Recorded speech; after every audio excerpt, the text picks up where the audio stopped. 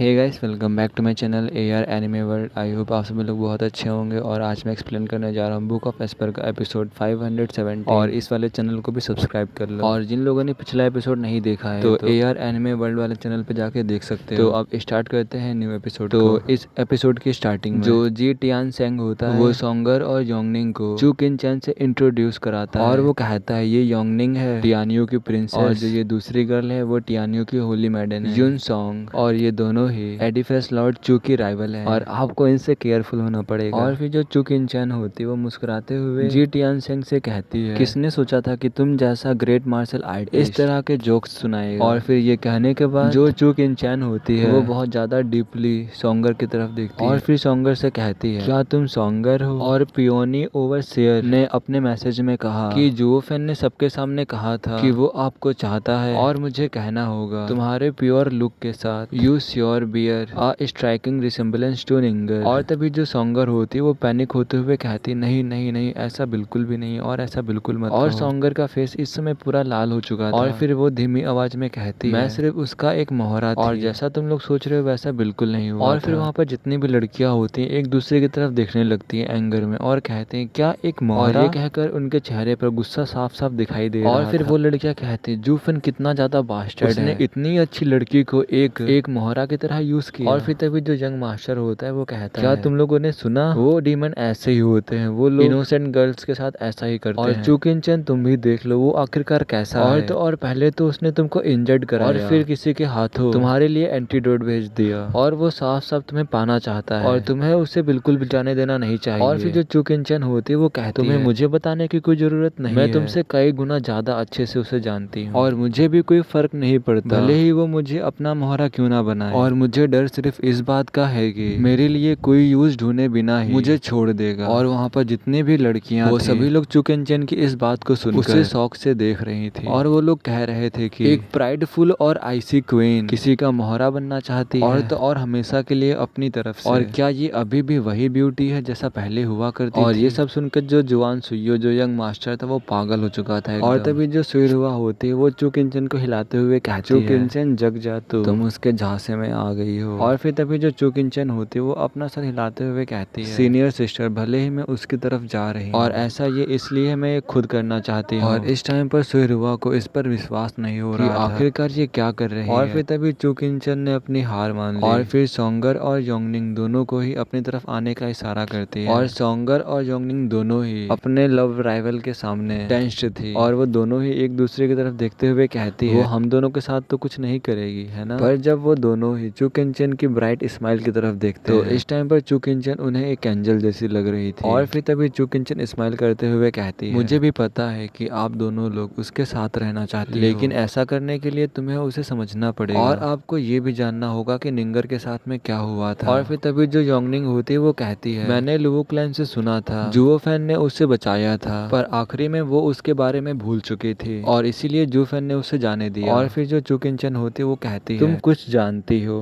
पर सब कुछ नहीं, ये भी नहीं कि उसे ऐसा करने के लिए क्या करना पड़ा। और मैं तब भी जिद्दी थी और मैं फोर्स कर रही थी कि वो मुझे एक्सेप्ट कर ले। और फिर जो चू किन चैन होती है वो पुराने दिन में क्या हुआ था वो नरेट करने लगती है और बताती है 7 हाउसेस के कॉन्फ्लिक्ट के बारे में, जुओफेन का क्रूअल पाथ, निंगर की डेथ, जुओफेन का पागलपन की ओर गिरना, उसका स्ट्रगल और उसके सफेद बालों के बारे में। उसने उन्हें हर एक बात, हर एक छोटी छोटी बात उन्हें बता दी, सिवाय इसके कि वो और जुफेन क्यों अलग हुए थे और डिफरेंट सेक्ट में क्यों गए थे। इसे छोड़कर उसने सब कुछ बता दिया था। फिर वो और भी ज्यादा जुफेन के बारे में बताते हुए कहती है, और फिर मुझे पता चला कि वो आदमी अंदर से मर चुका है और वो केवल सिर्फ खुद को रोकता है, बस इतना ही। और जिस रास्ते पर वो चल रहा है वो बहुत ज्यादा क्रूवल और कोल्ड है, तो मैं उसके लिए एक ऑब्स्टिकल कैसे बन सकती हूँ। और यही वजह थी कि मैंने उसे छोड़ दिया ताकि जो निंगर के साथ हुआ उससे सोचकर वो ऐसी निराशा में नहीं पड़ना चाहती और अगर जुफेन सुरक्षित है तो मैं भी संतुष्ट हूँ। और फिर जो चू किन चैन होती है वो सुइरुआ की तरफ स्माइल करते हुए कहती है, इस टाइम पर बहुत ज्यादा खुश हूँ कि वो अभी भी मेरी केयर करता है और इसीलिए मैं बहुत ज्यादा ही ग्लैड थी जब सीनियर सिस्टर ने मुझे पूछा उसके लिए। और जो वो लड़कियां होती हैं वो कुछ कदम पीछे हो जाती और इन्होंने कभी भी इमेजिन नहीं किया था कि एक cold and cruel demonic cultivator like जुफेन कि वो इतने ज्यादा पेन और कष्ट को सहा है। और जब निंगर उठ गई थी तो वो उससे लिपटा नहीं रहा और उसने उसके भलाई के लिए उसे जाने दिया, पर चू किन चैन ने उसके लिए सेम ही चॉइस चुनी थी। और जो ये वाला एपिसोड है यहीं यहीं पे ख़त्म होता है और इसका नेक्स्ट एपिसोड कल रात में आ जाएगा। और इस वाले चैनल को भी सब्सक्राइब कर लो। तो अब मिलते हैं नेक्स्ट एपिसोड में। Bye. Hey guys, welcome back to my channel AR anime world. I hope आप सभी लोग बहुत अच्छे होंगे। और आज मैं एक्सप्लेन करने जा रहा हूँ बुक ऑफ एस्पर का एपिसोड 518। और मैंने पिछला एपिसोड दूसरे चैनल पे अपलोड किया है, तो वहाँ पे जाके देख सकते हो। मैंने उसकी लिंक डिस्क्रिप्शन में दी है। और जिन लोगों ने भी उस चैनल को सब्सक्राइब नहीं किया, जल्दी जाके सब्सक्राइब कर लो। और बिना किसी देरी के स्टार्ट करते हैं इस वीडियो को। तो इस वीडियो के स्टार्टिंग में जो क्विलिंग होता है वो बुलाने आता है जूफन और वेनरेबल को, क्योंकि उनसे मिलने के लिए दूसरे सेक्ट के लोग आए थे। और फिर हमें फिंडियन को दिखाया जाता है, जो कि जूफन से कहता है, लड़की अभी हमारी बात ओवर नहीं हुई, जब मैं वापस आऊंगा फिर हम लोग इसके बारे में बात करेंगे। और ये कह करके फिर जूफन के शोल्डर के ऊपर जोरों से हाथ रखता है और वहां से चला जाता है। और इस टाइम पर जूफन के फेस में एक फेंट स्माइल थी। और जो क्विलिंग था वो भी जूफन को डिस्टर्ब नहीं करना चाहता, तो वो भी उस डोर को क्लोज करता है और वहां से जाने लगता है। और फिर जो जूफन होता है वो किसी चीज को रिकॉल करता है और शाउट करते हुए कहता है, क्विलिंग वापस आओ, मैं तुमसे कुछ पूछना चाहता हूँ। और फिर जो क्विलिंग होता है वो जूफन को ग्रीट करते हुए कहता है, स्टीवर्ट जूफन, क्या आपको कुछ चाहिए? और फिर जो जूफन होता है वो अपने हाथ को वेव करता है और बहुत ज्यादा सीरियस होते हुए क्विलिंग से पूछता है, क्विलिंग तुम और एक वो बहुत ज्यादा डीप लव करते हो ना एक दूसरे से? मैंने सही कहा ना? और तुम ये जानते हुए कि वो तुम्हारी जान ले सकती है, तो फिर तुम उसे क्यों नहीं छोड़ देते? और फिर जो क्विलिंग होता है वो कहता है, वो मुझे शांति देती है और वो मेरे डर को दूर भगाती है। और फिर जो जूफन होता है वो कहता है, ठीक है मैं समझ गया, तुम्हें ये सब मेंशन करने की जरूरत नहीं है। और फिर जो क्विलिंग होता है वो दुखी होकर आसमान को देखने लगता है और वो कुछ कहने जा रहा था, और जूफन ने उसके कुछ बोलने से पहले ही उसको रोक दिया। और जूफन दोबारा से उससे कहता है, तुम जानते हो डिमोनिक कल्टीवेटर हमेशा से ही इमोशनलेस होते हैं, तो फिर तुम ऐसा क्यों कर रहे हो? और फिर क्विलिंग इसका आंसर देता है और फिर जूफन भी इसके बारे में सोचने लगता है। और फिर जो दरवाजा होता है वो फिर से एक बार खुलता है बहुत जोरों की आवाज के साथ। और फिंडियन जैसे ही अंदर आता है तो वो जूफन को देखता है और जूफन से कहता है, तुम्हें जो हेवन ट्रेनिंग सेक्ट है वो पूछ रहे हैं और वहां जाके तुम्हें देखना चाहिए। और फिर जो जूफन होता है वो कहता है, मुझे आखिरकार क्यों, मुझे वो लोग क्यों पूछ रहे हैं? और तुम तो एक ग्रेट वेनरेबल हो, और क्या तुम उनके लिए इनफ नहीं हो? और मैंने सही कहा ना? और फिर जो फिंडियन होता है वो कहता है, ऑफ कोर्स मैं हूँ, पर वो लोग तुमसे मिलना चाहते हैं, तो तुम्हें उनसे मिलने के लिए जाना और होगा। तो और वो हेड हैंड यानी होगा 3 गार्डियन सेक्ट, और हमें उनके सामने रिस्पेक्ट शो करनी चाहिए। और फिर ये सब सुनने के बाद जूफन होता है वो जाने लगता है और फिंडियन उसके पीछे पीछे होता है जूफन। और फिर हमें 4 लोगों को दिखाया जाता है जो कि कोर्टयार्ड पे खड़े होते हैं और उनके अराउंड गुईहू और भी लोग होते हैं डीमन स्कीमिंग। और उनमें से एक आदमी कहता है, भले ही तुम्हारी प्लेस छोटी हो पर तुम लोग एक्सपेक्ट ही क्या कर सकते हो लोअर 3 सेक्ट के होने के कारण। और ये कहकर वो आदमी हंसने लगता है और उसके साथ 2 और आदमी होते हैं वो भी हंसने लगते हैं गुईहू के सामने। और उनके साथ एक ओल्ड मैन था पर वो कुछ नहीं कह रहा। और इस टाइम पर जो गुईहू था उनकी बातें सुनकर बहुत ज्यादा गुस्सा हो गया था, पर जो यहाँ पर दोनों फिंड्स थे उन्होंने उसको रोक लिया था। और जब जूफन इस सब चीजों को देखता है वो फिंडियन से पूछता है, क्या हेवन ट्रेलिंग सेक्ट यहाँ पर ट्रबल के लिए आया है? और उनके बोलने से तो ऐसा ही लग रहा है ये लोग ऐसा ही चाहते हैं। और फिर जो फिंडियन होता है वो कहता है, मुझे नहीं पता कि वो लोग क्या चाहते हैं, और तो और हमारे सेक्ट के बीच में कोई मसला भी नहीं और अब वहाँ पर चल के ही पता चलेगा कि वो लोग क्या चाहते हैं। और फिर जब जूफन और वो लोग आ रहे होते तो सभी लोग जूफन और उनको देखने लगते हैं। उनके सेक्ट का जो यंग मास्टर होता है वो जूफन को देखते हुए कहता है, तो तुम ही वो लोअर 3 सेक्ट के डार्क हॉर्स, और मैंने तुम्हें देखा था जब तुम लोग मिस्टिकल हेवन सेक्ट से फाइट कर रहे थे, पर आखिरकार तुमने वहाँ पर क्यों पार्टिसिपेट नहीं किया? और मुझे नहीं पता कि तुम कितने ज्यादा टफ हो, पर तुम्हें पता है कि कुकी कब होते हैं? और फिर जो जूफन होता है इनके सेक्ट का मजाक उड़ाने लगता है और बहुत सारी उल्टी सीधी बातें बोलता है इनके सेक्ट के बारे में, और इन्हें कुत्ता तक भी बोल डालता है। तो इसीलिए जो हेवन ट्रेलिंग सेक्ट के जो एल्डर थे वो बहुत ज्यादा गुस्सा हो जाते हैं, जो कि इथेरियल स्टेज के 5th लेयर पर और फिर वो अपना पाल्म अटैक बनाते हैं और जूफन की तरफ करने के लिए रेडी हो जाते हैं। और जो जूफन था वो बस एक स्टैचू की तरह बस खड़ा था और वो कहता है, तुम बस एक 5th लेयर के इथेरियल स्टेज एक्सपर्ट हो, तुम मेरे ऊपर अटैक करने के लिए इनफ नहीं हो। बट वो जो एल्डर होता है वो उसकी तरफ अटैक करने के लिए आगे बढ़ रहा होता है, तभी बैंग की आवाज आती है और जो फिंडियन था उसके अटैक को रोक लिया उस एल्डर के अटैक को। और फिर जो फिंडियन होता है वो उनको समझाता है ये बहुत ज्यादा एरोगेंट है इसलिए आप इसे माफ कर दीजिए। और फिर जो एल्डर होता है वो कहता है, तुमने देखा नहीं कि इसने हमारे सेक्ट की कैसे बेइज्जती की? और क्या इसे भी पता नहीं था कि हमारा सेक्ट कैसे हारा है? और तभी ये हमारे सेक्ट की बेइज्जती कर रहा है, तो और इसने हमारे सेक्ट को डॉग भी बोल डाला। और फिर जो फिंडियन होता है वो कहता है, ये आज की फाइट देखने नहीं गया था इसीलिए इसे कुछ भी नहीं पता, तो आप इसे माफ कर दीजिए। तभी जो इनका यंग मास्टर होता है उसके पास जो 2 डिसिपल खड़े थे उसके सेक्ट तो उनसे वो कुछ कहता है। तभी जो वो दो डिसिपल्स होते हैं वो की चेंगलॉन, बाई लियान और लूजी के पास जाते हैं। और जो वो दोनों थे वो दोनों भी इथेरियल स्टेज के थर्ड लेयर पे वो दोनों ही उनके ऊपर अटैक कर देते हैं, पाल्म अटैक। तो जिससे कि बाई लियान, की चेंगलॉन वो तीनों में दूर जाके उड़ते हैं और उनके मुंह से ब्लड भी आने लगा था। और फिर वो लोग जूफेन को वार्निंग देते हैं कि वो लोग मिडिल 3 सेक्ट के कंपटीशन में ना लड़े और बस शांति से खड़े होके उनकी फाइट्स को देखें। पर जो जूफेन होता है वो बिल्कुल भी नहीं मानता और फिर वो लोग भी ज्यादा कुछ नहीं बोलते, वहां से चले जाते हैं। पर जो जूफेन था उनको बिल्कुल भी ऐसे नहीं छोड़ने वाला और इन सबको बहुत ज्यादा ही सफर कराने वाला था। और फिर तभी जो फिंडियन होता है उनके बारे में बताते हुए कहता है, जूफेन तुम इस बात को याद कर जो वो कुकी किड यंग मास्टर था उसका नाम रेन कैंग और वो उनके सेक्ट लीडर का सन है और तुम उसे कोई भी लेसन सिखाना चाहो तो तुम सिखा सकते हो, बट तुम उसे मारना। और जो वो दोनों डिसिपल्स थे जो ग्रीन कपड़े में थे उनका नाम कॉन्ग सेन और कॉन्ग लिन था। और फिर जो जूफेन होता है वो सब कुछ सुनने के बाद कहता है हम लोग सभी साथ में फाइट करेंगे। और ये सुन के सभी लोग भी खुश हो जाते हैं कि स्टीवर्ट जूफेन वापस से एक्शन में आ चुका है। और फिर जो जूफेन होता है वो कहता है हेवन ट्रेलिंग सेक्ट के कुकी लड़के तुम्हारे पास सिर्फ गिनती के ही दिन रह गए हैं। और दूसरी तरफ जो रेन कॉन्ग और जो वो दूसरे लोग थे जो जूफेन के पास गए थे मिलने के लिए, जूफेन को धमकी देने के लिए, वो लोग कह रहे हो वैसे वो लड़का ज्यादा कुछ है नहीं जितना हम लोगों ने सोचा था। और जब एल्डर अटैक करने गया था तब वो खड़े होकर बस देख रहा और जब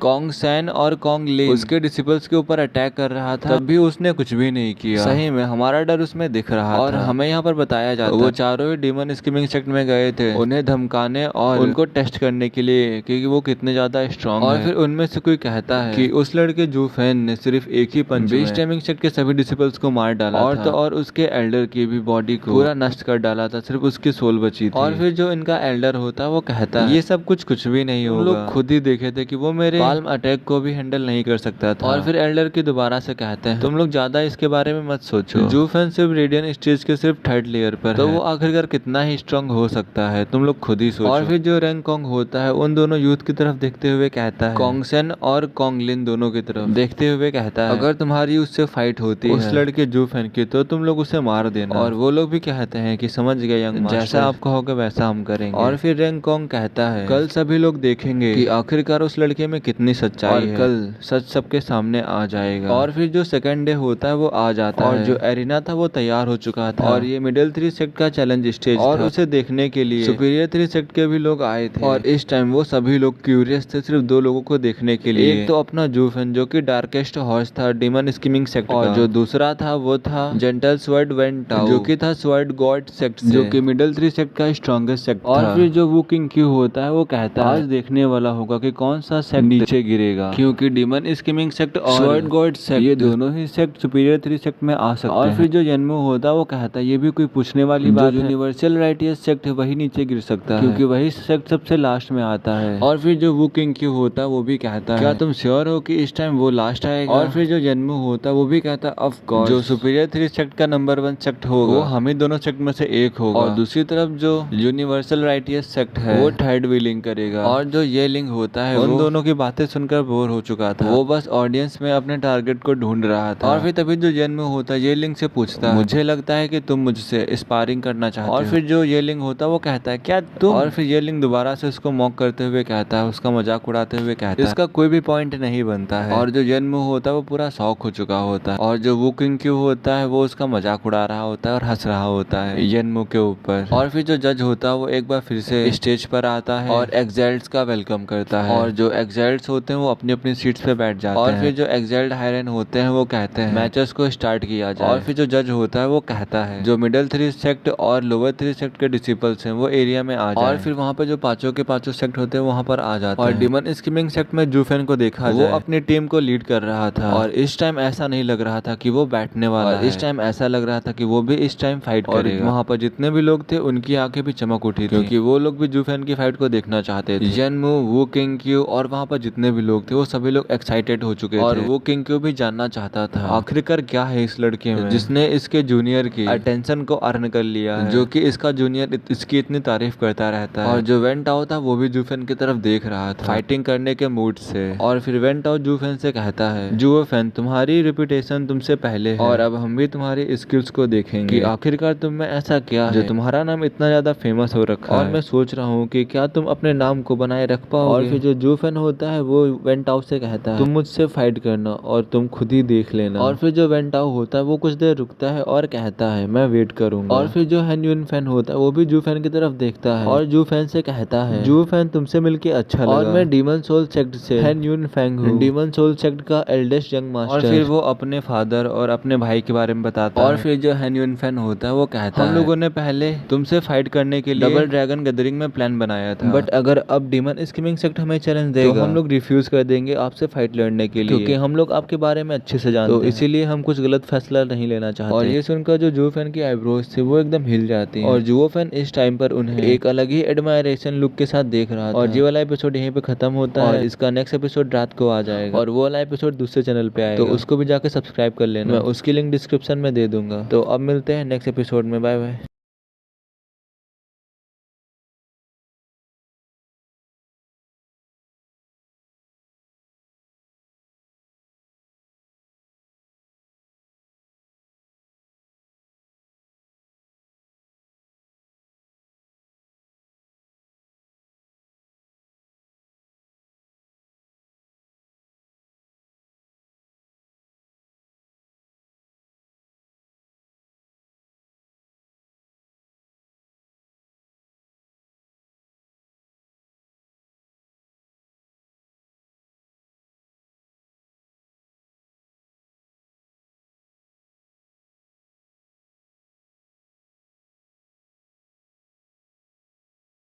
हे guys, welcome back to my channel AR anime world. I hope आप सभी लोग बहुत अच्छे होंगे। और आज मैं एक्सप्लेन करने जा रहा हूँ बुक ऑफ एस्पर का एपिसोड 520। और जिन लोगों ने भी चैनल को सब्सक्राइब नहीं किया तो सब्सक्राइब कर लो और बिना किसी देरी के वीडियो को स्टार्ट करते हैं। तो हम लोगों ने पिछले एपिसोड में देखा था जो दोनों टीमें थी वो उस न्यू वर्ल्ड में पहुंच चुकी थी। जो वो दोनों कॉन्ग ब्रदर थे उन्होंने डीमन स्कीमिंग सेक्ट के इथेरियल स्टेज के 6 डिसिपल्स के ऊपर अटैक कर दिया और वो सब के सब बहुत ज्यादा इंजर्ड हो चुके थे, और या फिर ऐसा कह सकते हो कि वो 6 के 6 उन दोनों से हार चुके थे। और अब वो दोनों कॉन्ग ब्रदर जू फैन की तरफ आगे बढ़ रहे हैं। और फिर तभी जो जू फैन होता है वो कहता है, तो क्या अब तुम मेरे पास आना चाहते हो? और तुम लोग मेरे पे आने से पहले इन 6 डिसिपल से डील करना चाहते थे। और ये कहकर जू फैन हंसने लगता है। और जो वो दोनों कॉन्ग ब्रदर थे वो लोग कुछ भी नहीं बोल रहे थे और वो लोग जू फैन की तरफ बस आगे बढ़ रहे थे और उनकी आंखों में किलिंग इंटेंट साफ साफ दिखाई दे रहा था जू फैन को मारने के लिए। और जो जू फैन होता है वो भी अपनी सैवेज स्माइल से उनको रिप्लाई देता है कि वो भी उनसे बिल्कुल नहीं डरता और वो भी उनको मार सकता है। और ऑडियंस के लिए ये वही मूवमेंट जिसका कि वो लोग बहुत सब्र से इंतजार कर रहे थे। और जो वैन डाओ और हैन यून फैंग वो लोग ही बहुत ज्यादा क्यूरियस हो रहे थे जू फैन की फाइट को देखने के लिए। और फिर तभी हमें दोनों कॉन्ग ब्रदर्स की तरफ दिखाया जाता है जो कि जू फैन के बहुत पास पहुंच चुके थे और अपने हाथों को हिलाते हुए कहते हैं, mountain and forest shadow the crushing mountain. और तभी एक बूम से आवाज आती है और तभी जो कॉन्ग सेंग होता है वो जू फैन की तरफ एक येलो स्ट्रेट लाइट शूट करता है। और जो इस अटैक की पावर थी वो इतनी डिस्ट्रक्टिव पावर थी वो किसी भी इथेरियल स्टेज के एक्सपर्ट को डिस्ट्रॉय कर सकती थी, उसका नामो निशान मिटा सकती थी। और तभी दोबारा से कोई कहता है, mountain and forest shadow the spreading forest. और इन लोगों ने 2 डिफरेंट अटैक किए थे जू फैन के ऊपर, क्योंकि ये लोग थोड़ा सा भी खतरा नहीं लेना चाहते थे और इन्होंने भी जू फैन के बारे में सुन रखा था कि ये बहुत ज्यादा ही खतरा, और इसीलिए ये लोग भी थोड़ा सा डर रहे थे। और इन लोगों ने डिफरेंट अटैक्स इसलिए किए क्योंकि इन्होंने अभी तक जू फैन के अटैक को नहीं देखा था और इन्हें नहीं पता था कि जू फैन कितना स्ट्रॉन्ग, और इसीलिए ये लोग अपनी पूरी कोशिश कर रहे थे जू फैन को एक ही अटैक में मारने के लिए। और फिर हमें उस अटैक की तरफ दिखाया जाता है दोनों जो कि जू फैन के बहुत पास पहुंच चुका और इस टाइम पर जो जू फैन था वो बिल्कुल भी नहीं हिल रहा था, वो बस एक जगह पर शांति से खड़ा हुआ था, वो कोई भी मूवमेंट नहीं कर रहा था। और जो वहाँ की ऑडियंस थी वो कह रही थी आखिरकार जू फैन को क्या हो गया है और आखिरकार क्यों वो ऐसे खड़ा हुआ है, और जो हमने इसके बारे में इतना सुना था क्या वो गलत है और क्या ये इनसे डर चुका है। और तभी जो वो दोनों भाई होते हैं वो लोग कहते हैं, हमें पहले से ही पता था ये कुछ भी नहीं है और अब बस हम लोग इसकी लाइफ लेने वाले हैं, और ये देखो कुछ भी नहीं कर पा रहा है। और ये प्रूफ करता है कि कितने रूमर्स थे वो सब गलत थे, और ऐसा लगता है कि ये डेथ से डर चुका और उसकी वजह से कुछ रिएक्ट भी नहीं कर पा रहा, और ये कोई भी एक्सपर्ट नहीं। और जैसे ही उन ब्रदर्स का अटैक हिट होने वाला था जू फैन के, तभी जू फैन के अराउंड बहुत ज्यादा ही वाइब्रेशन होने लगता है और जू फैन के अराउंड 100 मीटर की दूरी पर जितनी भी चीजें होती हैं सब कुछ डिस्ट्रॉय हो जाता है, सब कुछ पल्वराइज हो जाता है, और 100 मीटर की दूरी पर कुछ भी नहीं बचता है, सब कुछ खत्म हो जाता है। और जब ये वो दोनों लोग देखते हैं तो उन दोनों की आंखें कांप जाती हैं और इस समय मानो कि उनका दिल नीचे गिर चुका हो। जो अभी हुआ था उस सबको देखकर कि जूफेन अभी भी वहीं पे खड़ा है और उसे अभी भी कुछ नहीं हुआ है। और वो लोग देखते हैं कि जो उनके अटैक्स थे वो डिस्ट्रॉय हो चुके हैं और वो लोग भी 100 मीटर की रेंज पे खड़े हुए थे। और तभी वहाँ पर दर्द से भरी दो आवाजें आती और वो दोनों आवाजें आसमान में पूरी गूंज उठी और उसी समय जो जूफेन का हमला था वो खत्म हो चुका और वो लोग बस थोड़ा सा ही लेट थे बाहर निकलने से, बट वो लोग बाहर निकल जाते हैं। बट जो उन दोनों के हाथ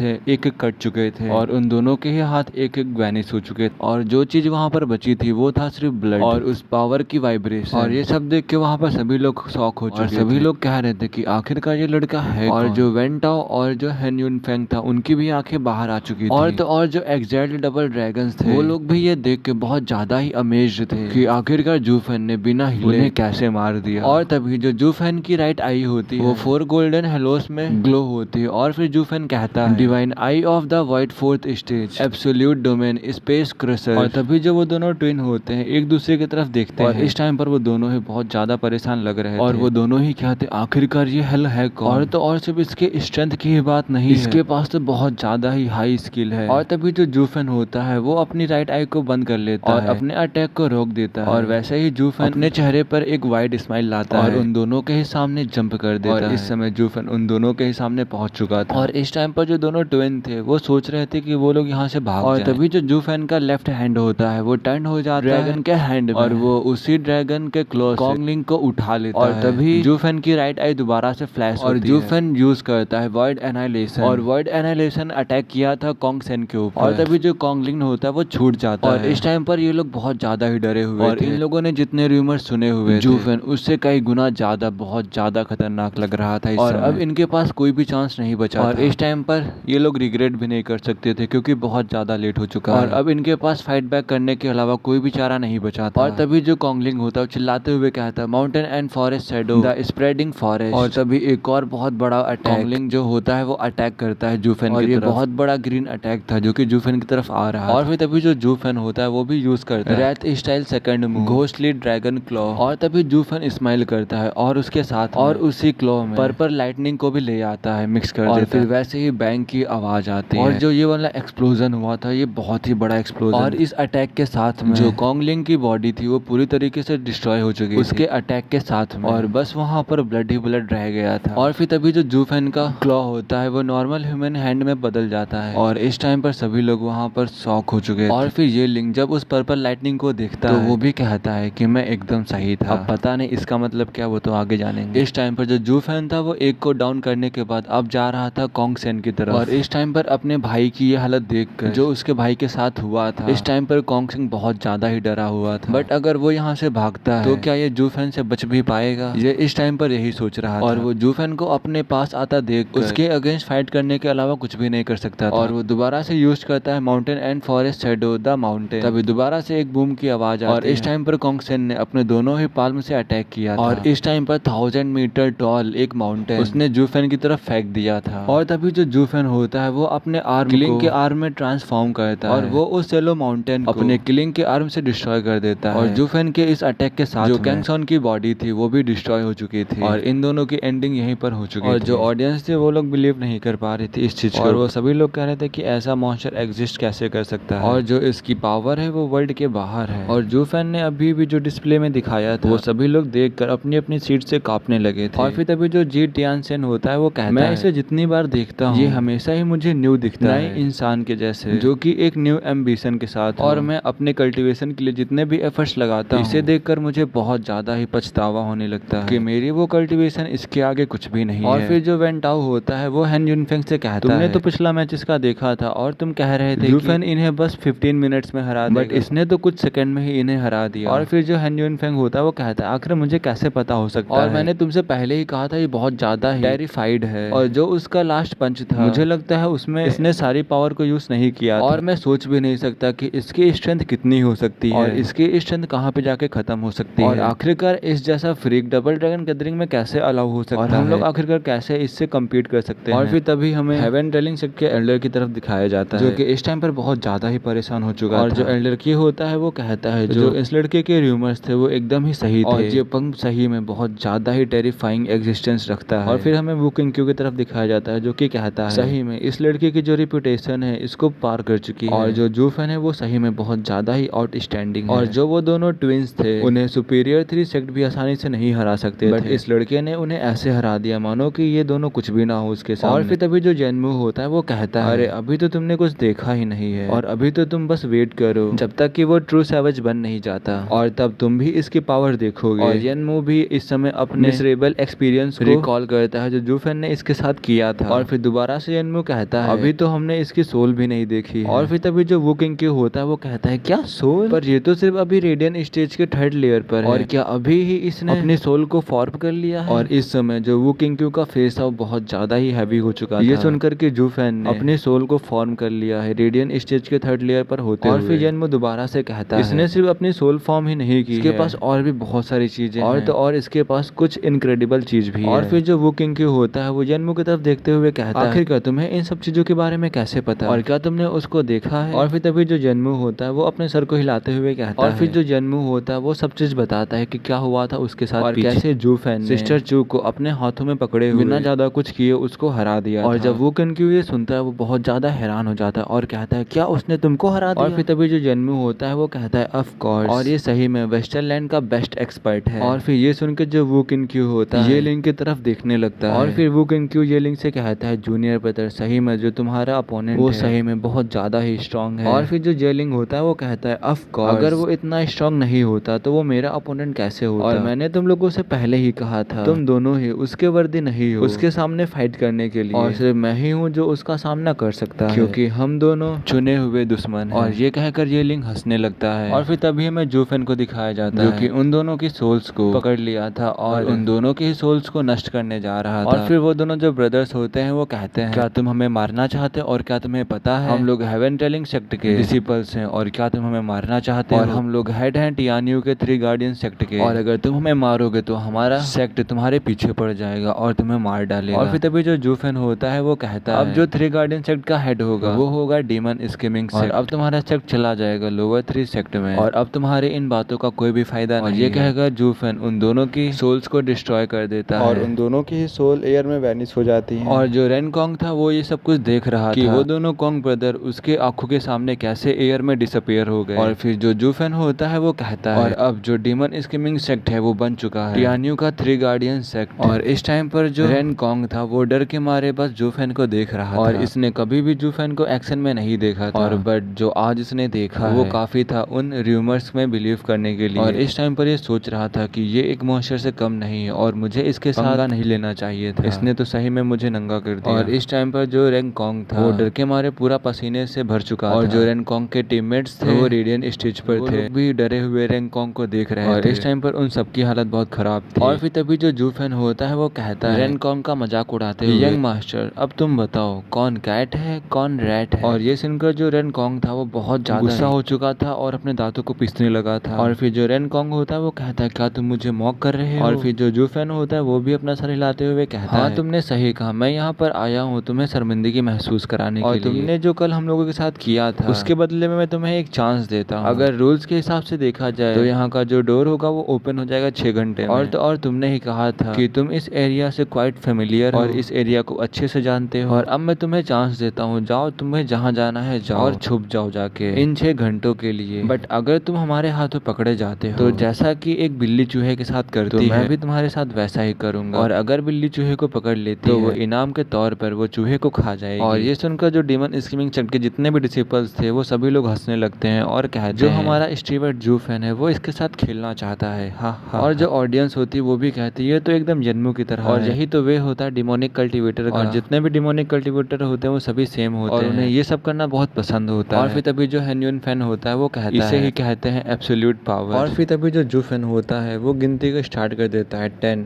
9 8। और तभी जो रेन कॉन्ग होता है वो एक डायरेक्शन में भागने लगता है और रेन कॉन्ग भागते हुए कहता है मैं कभी भी अपनी लाइफ में इतना ज्यादा इंसल्टेड महसूस नहीं किया और अगर चूज करना हो मुझे डिग्निटी और लाइफ के बीच तो मैं चूज करूंगा लाइफ को। और तभी जो जूफेन का काउंट डाउन होता है वो खत्म हो जाता है और तभी जो क्विलिंग और भी उसके साथी होते हैं वो उसको हंट करने के लिए जाने लगते हैं। और वैसे ही जूफेन स्माइल करने लगता है और सबसे कहता है चलो अब खेल का आनंद लेते हैं। और सभी लोग उसको ढूंढने के लिए जाने लगते हैं। और तभी जो जूफेन होता है वो मुस्कुराता है और वहां से गायब हो जाता है। और जैसे ही बिल्ली और चूहे का खेल शुरू हुआ तो वैसे ही उस घाटी में एकदम शांति हो गई। और दोनों जो डोर कीपर्स थे उन्होंने भी अपनी आंखें बंद कर ली थी। और तभी हमें हमें एक हेवन टेलिंग सेक्ट के डिसिपल को दिखाया जाता है जो कि अपनी लाइफ के लिए भाग रहा था। और फिर तभी उसके सामने लूजी आ जाता है जो कि एक ग्रीन कलर का अटैक उसके लेग की तरफ शूट करता है और वो ग्रीन अटैक उसके लेग में लग जाता है। वो जो अटैक था वो एक पॉइजन और तभी जो लूजी होता है वो कहता है भागो, तुम्हें जितना भागना हो भागो, तुम जितना ही तेजी भागोगे उतना ही ये पॉइजन फैलेगा। तभी वो पॉइजन बहुत जल्दी जल्दी फैलने लगता है। तो इसकी वजह से जो वो लड़का होता है वो उस लेग को काट देता है। जो लूजी होता है वो धीरे धीरे उसके सभी पार्ट्स पॉइजन का अटैक करने लगता है। ऐसे ही वो लड़का अपने सभी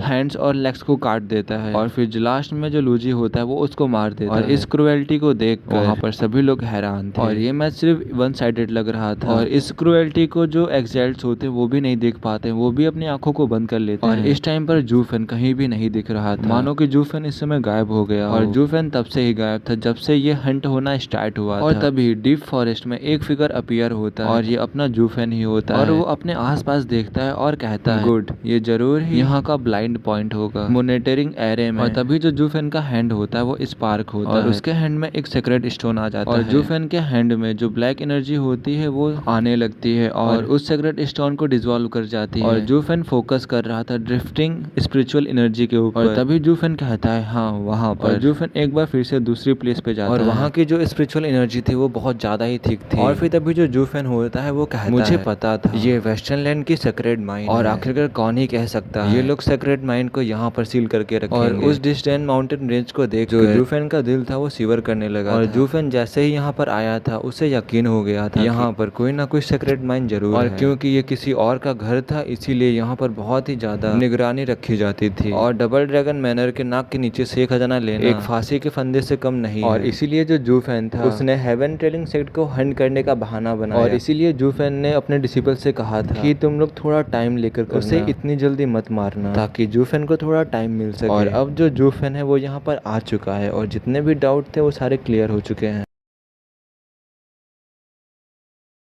हे guys, welcome back to my channel AR anime world. I hope आप सभी लोग बहुत अच्छे होंगे। और आज मैं एक्सप्लेन करने जा रहा हूँ बुक ऑफ एस्पर का एपिसोड 520। और जिन लोगों ने एपिसोड 519 नहीं देखा तो वो लोग मेरे दूसरे चैनल पे जाके देख सकते हैं, मैं उस चैनल की लिंक डिस्क्रिप्शन में दे दूंगा। और जिन लोगों ने भी सब्सक्राइब नहीं किया इस चैनल को तो सब्सक्राइब कर लो, लाइक कर दो, शेयर कर दो। और अब इस वीडियो को स्टार्ट करते हैं। तो इस एपिसोड की स्टार्टिंग में जो जूफेन होता है वो कहता है जी वही ने जो कहा था उसके अनुसार जो 5 सेक्रेट माइंस हैं वो इन लैंड्स के एजेस पे पाई जाती हैं और इनके जो मोस्ट ऑफ द ओर्स होते हैं वो प्रोटेक्ट होते हैं स्ट्रॉन्ग एरेस से। और उन एरेस को बहुत सारे एक्सपर्ट्स के द्वारा ही प्लेस्ड किया जाता है और वो एक्सपर्ट्स आते हैं सीक्रेट डोमेन से। और आखिरकार सीक्रेट डोमेन के लोग यहाँ पर और क्या ही करने आएंगे इस मॉर्टल डोमेन में। और इसके अलावा सीक्रेट डोमेन के नीचे उतरने का रास्ता जो था वो बंद कर दिया गया था और यहाँ तक कि एक सेंट के लिए भी यहाँ आना बहुत कठिन होगा, इसका उल्लंघन करना बहुत कठिन होगा। और इस मामले में जो आंसर है वो ज्यादा ऑब्वियस नहीं हो सकता। और फिर तभी जूफेन वहाँ पर देखते हुए अपने मन में सोचता है ये 5 सेक्रेट बीस्ट से संबंधित होना चाहिए। और जब जूफेन वहाँ पर चारों ओर देखता है तो उसकी जो आईब्रोज थी वो कांप गई। और फिर जूफेन कहता है ये सेक्रेट माइन इतना इम्पोर्टेंट है कि इसके अराउंड टेंस ऑफ एरेस को लगाया गया है सेक्रेट माइन की 100 मीटर की दूरी पर। और ये कहने की कोई भी जरूरत नहीं है कि ये एरेस इन एरेस को सीक्रेटली सेटअप किया गया है। और फिर तभी दोबारा से जूफेन कहता है तुम लोगों का मुझसे मिलना एक शर्म की बात है और जब एरेस की बात आती है तो मैं इसके मामले में तुम सबका ग्रेट ग्रेट ग्रेट एंसेस्टर। और तभी जूफेन की राइट आई चमकने लगती है और वैसे ही जो जूफेन होता है वो वहाँ से वैनिश हो जाता है, मतलब गायब हो जाता है। और तभी जो जूफेन होता है वो उस केव के अंदर पहुंच जाता है। और जूफेन जैसे ही इंटर हुआ था तो उसने एक भी मॉनिटरिंग एरेस को डिस्टर्ब नहीं किया, ट्रिगर्ड नहीं किया था। और फिर लास्ट में जूफेन राहत की सांस लेता है। और जब जूफेन केव की वॉल्स पे देखता है तो वहाँ पर स्पार्कलिंग क्रिस्टल शाइन कर रहे थे और उन क्रिस्टल्स की स्पिरिचुअल एनर्जी इतनी ज्यादा थी उन्हें देखकर जूफेन को भी जूफेन भी हैरान हो चुका था। और फिर तभी जो जूफेन होता है वो कहता है ये एंट्रेंस है सेक्रेट माइन का और जो ये क्रिस्टल्स है ये हैं सेक्रेट स्टोन्स। और फिर जो जूफेन होता है वो बताता है कि ये क्रिस्टल्स कैसे बने और जैसे ही जूफेन कुछ कदम चलता है आगे और तभी जूफेन को कुछ सुनाई देता है और तभी जो जूफेन की आइस होती है वो सेक होने लगती है और जो जूफेन होता है वहीं पे रुक जाता है। और तभी जूफेन कहता है आखिरकार चल क्या रहा है यहाँ पर और क्या यहाँ पर कोई अंदर है। और फिर तभी जो जूफेन होता है वो केयरफुली धीरे धीरे आगे बढ़ने लगता है और जो रिंगिंग की आवाज थी वो और तेज होती जा रही और जब वो एंड पे पहुंचता है तो वो वहाँ पे खड़ा रह गया और वहाँ पर जो जूफेन होता है वो देखता है कि 2 मीटर लॉन्ग स्वॉर्ड जो कि कवर होती है प्रिस्मेटिक हेज से और फ्लोट कर रही थी just above the cave floor.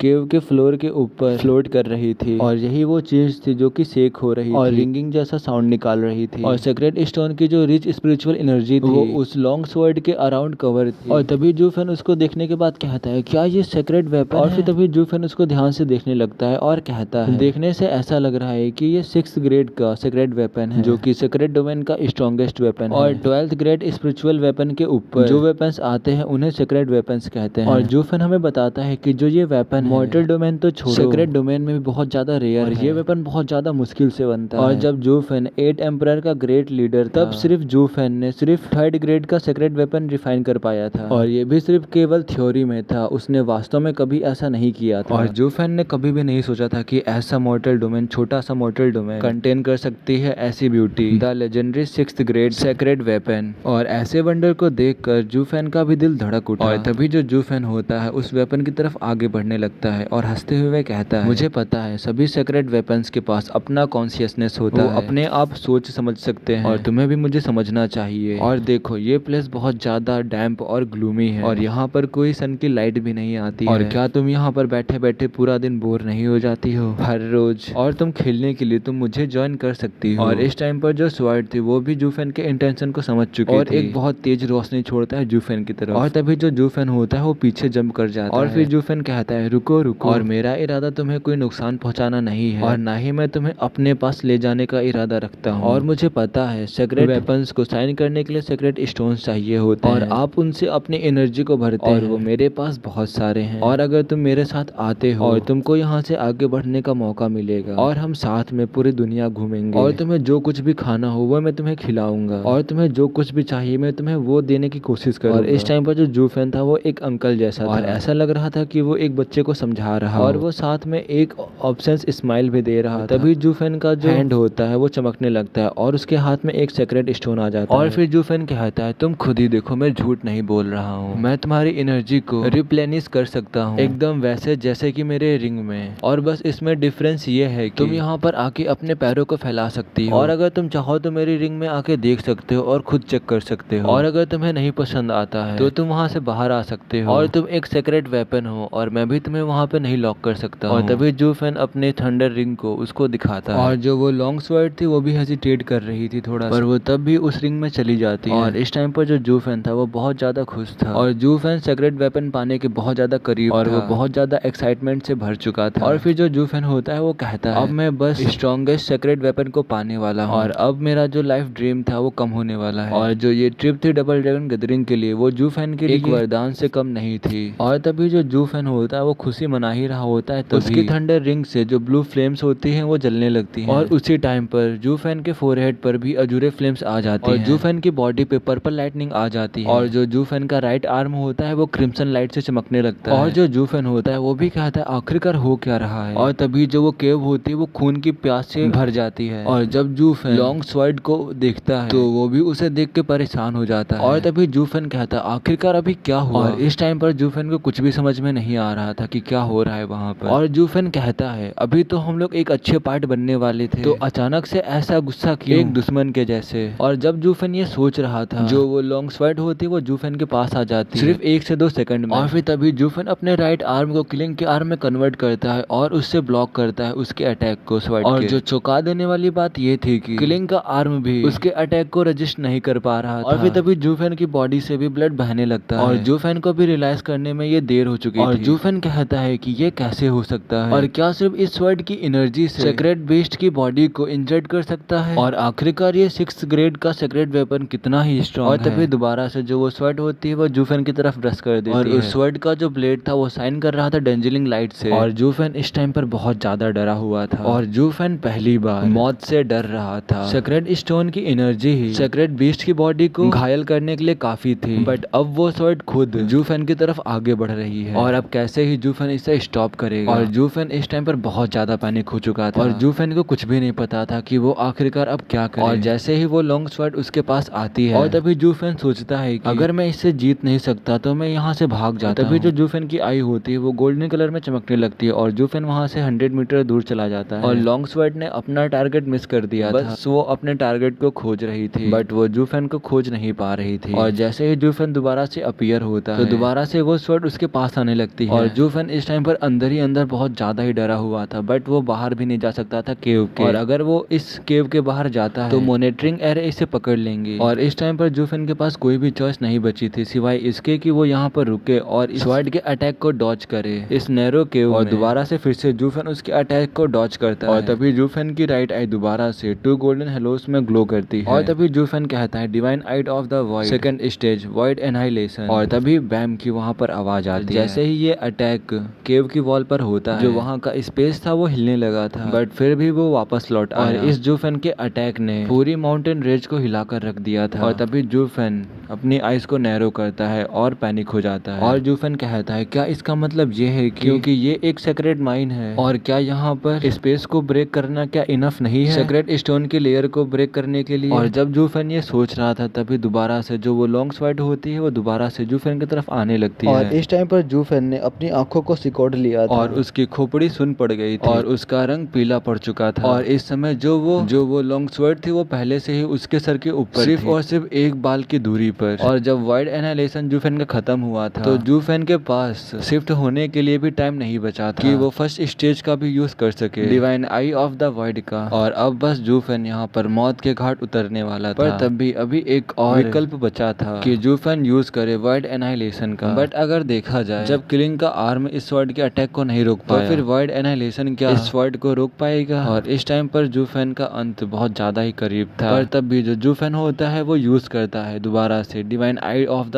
Void second stage wide annihilation. और तभी जूफेन की आईज से एक लाइट शूट होती है उस स्वॉर्ड की तरफ और वहां पर आवाज आती है जैसे कि कोई चीज मेटल में हिट हुई हो। और इस ब्लो से जो वो लॉन्ग स्वॉर्ड थी वो पीछे पुश हो चुकी थी और वो स्वॉर्ड सेक्रेट स्टोन से भरी दीवार पे टकराने से पहले 2 बार फ्लिप करती है। इस टाइम पर जो जूफेन था वो खड़ा था और जब जूफेन अपने राइट आर्म की तरफ देखता है तो उसके राइट हैंड से अभी भी बहुत ज्यादा खून बह रहा था। और तभी वो अपने हाथ को फ्लिप करता है और उसके बगल में जो दीवार होती है उसमें एक बड़ा सा होल कर देता है। और ये देखकर पता चल चुका था कि जो किलिंग का आर्म है वो ज्यादा स्ट्रॉन्ग है वाइड एनाहिलेशन से। बट तब भी आखिरकार क्यों किलिंग का आर्म उस स्वॉर्ड के अटैक को डिफेंड क्यों नहीं कर पाया। और जब जूफेन ये सोच ही रहा था तभी दोबारा से जो वो स्वॉर्ड होती है वो जूफेन की तरफ अटैक करने के लिए दोबारा से आगे बढ़ती है। और जूफेन दोबारा से बहुत ज्यादा पैनिक हो चुका था, पर तब भी वो दोबारा से वाइड एनाहिलेशन का यूज करता है और वाइड एनाहिलेशन के इम्पैक्ट से वो दोबारा से स्वॉर्ड पीछे चली जाती है। और तभी फिर जूफेन कहता है आखिरकार क्यों जब किलिंग का आर्म फेल्ड हो गया इसके अटैक को झेलने में, पर ये वाइड एनाहिलेशन क्यों सक्सीड हो गया इसको पीछे हटाने में। और या फिर ऐसा हो सकता है कि ये दोनों एक दूसरे के नेचुरली अपोजिट हो। और फिर तभी जूफेन सोचता है अगर इस स्वॉर्ड को वाइड एनाहिलेशन हैंडल कर सकता है तो divine I of the void के दूसरे स्किल्स भी क्या इसे हैंडल कर पाएंगे। और जब जूफेन ये सोच ही रहा होता है तभी जो वो स्वॉर्ड होती है वो दोबारा से बहुत ज्यादा फ्यूरियस और सेवेज के साथ जूफेन की तरफ अटैक करने के लिए आगे आ रही होती है। और इस बार वो अटैक बहुत ज्यादा ही पावरफुल अटैक के साथ जूफेन की तरफ आ रही होती है और उसकी वजह से जो पूरी केव होती है वो शेक करने लगती है और जो वॉल्स पे स्टोन्स थे सेक्रेट स्टोन्स थे वो भी ग्राउंड में गिरने लगते हैं। और फिर तभी जो जूफेन होता है वो उस स्वॉर्ड को देखता है जो कि उसके पास आ रही होती है और जैसे जैसे वो पास आ रहा था वैसे वैसे शेक होना बंद हो रहा था और वो स्वॉर्ड अब कुछ भी नहीं कर पा रही थी, वो बस हवा में कांप सकती थी और कुछ भी नहीं कर सकती थी। और वो जूफेन के करीब भी नहीं आ सकती थी जूफेन को स्ट्राइक करने के लिए। और जो जूफेन होता है वो कहता है जैसा कि मैंने सोचा था divine I of the void control कर सकती है सेक्रेट वेपन को। और तभी जूफेन की जो आंख होती है वो दोबारा से 3 हेलोस में ग्लो होती है। और तभी जूफेन कहता है divine I of the void third stage mirage world. और सडनली वहाँ की जो वाइब्रेशन होती है वो रुक जाती है और जो लॉन्ग स्वॉर्ड थी वो भी किसी इनविंसिबल चीज से कवर हो चुकी थी जो कि उस स्वॉर्ड को हिलने नहीं दे रहा था और वो स्वॉर्ड बस अपनी जगह पर घूम रही थी और उसके चारों तरफ क्या हो रहा था वो भी पता नहीं लगा पा रही थी। और तभी जो जूफेन होता है वो कहता है हाँ अगर तुम मेरे साथ काम करना नहीं चाहती हो और तो तुमने मुझे मारने की भी कोशिश की और अब कोई भी जरूरत नहीं है तुम्हारे पास कॉन्शियसनेस होने की। और इस टाइम पर जूफेन की आंखें किलिंग इंटेंट से भरी हुई थी और इस टाइम पर जूफेन को पता था कि सीक्रेट वेपन का जब तक कि मन नहीं करेगा तब तक कि वो उसके पास नहीं आ सकता। और जूफेन को ये भी पता था कि इस स्वॉर्ड को एक स्पिरिट कंट्रोल करती है और जूफेन और जो वो स्वॉर्ड की स्पिरिट है वो एक दूसरे से बिल्कुल अलग है। और अगर जूफेन उस स्वॉर्ड को पाना चाहता है तो जूफेन को उस स्वॉर्ड की स्पिरिट को क्रश करना पड़ेगा और इसीलिए जूफेन यूज कर रहा है इल्यूजन का उस स्वॉर्ड को कंट्रोल करने के लिए और उसे शांत करने के लिए। और जब सीक्रेट वेपन लॉस क्रॉस कर देगा स्वेट स्पिरिट और जो उसकी क्वालिटी होगी वो भी गिर जाएगी और तब जू फैन को दूसरे स्पिरिट को प्लेस करना पड़ेगा इसकी जगह। और तभी जू फैन चिंतित होकर चारों ओर देखने लगता है और तभी जू फैन की बॉडी से एक रेड कलर की लाइट निकलती है और उस स्वर्ड में चली जाती है। और तभी जो जू फैन होता है वो साइन बनाते हुए और चिल्लाते हुए कहता है डीमन ट्रांसफॉर्मेशन आर्ट। और उस स्वर्ड को जू फैन अपने शरीर के रूप में बदल रहा था और उस तलवार में न्यू स्पिरिट को डाल रहा था और ब्लड इन्फेंट की खौफनाक हंसी के साथ उस स्वर्ड के ऊपर एनर्जी के ब्लैक थ्रेड्स उस स्वर्ड के ऊपर आने लगे थे और वो बहुत ज्यादा ही चमक रहे थे। और तभी उस तलवार से